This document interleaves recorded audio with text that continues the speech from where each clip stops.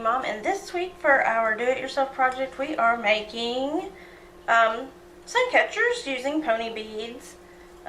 Woo! I dropped that.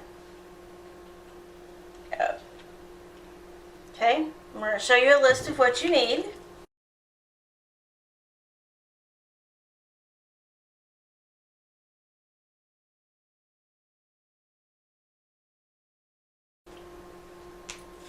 Okay, I have already done 3 others in the oven just for the sake of our time for a video, so you can see what it, of course that is hot, and I didn't think about, I shouldn't have touched that.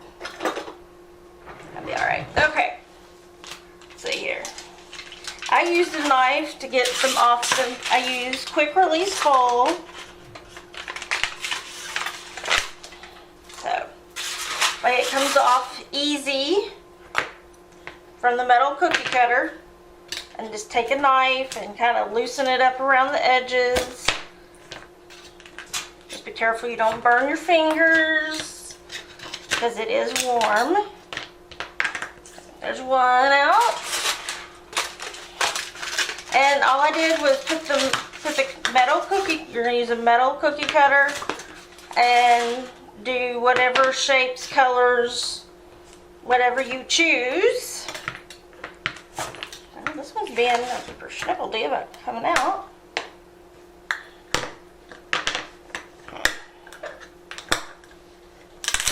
There we go. And we have one more big one over here. Take it off.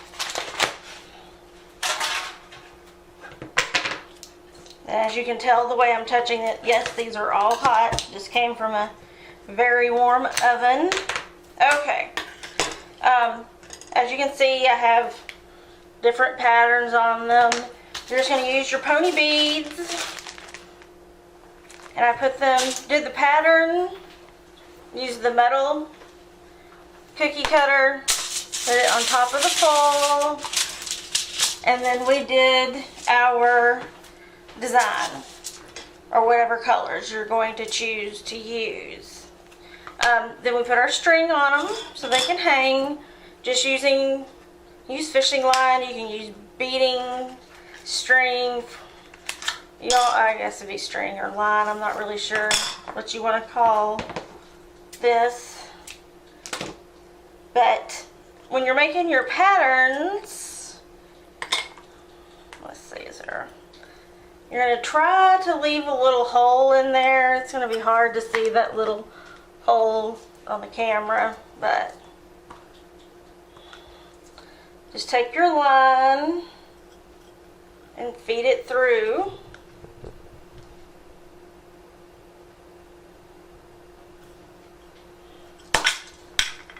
And these are something easy you can do with your children over the summer.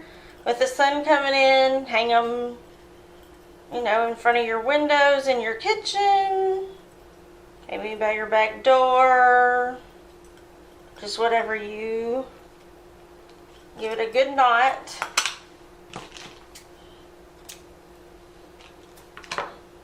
For them to hang. And you probably can't see, but our polar beads have a little bit of a shine to them, a little bit of a glittery kind of look. You could always do a large circle and a smaller one.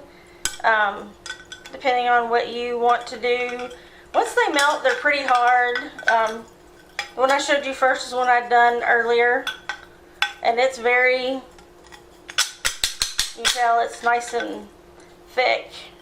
I did, like I said, use metal cookie cutters. You need to make sure you use metal because if you put plastic in your oven, it will melt. I just found it was easier to do the shape, to put the beads in whatever pattern I wanted in the circle.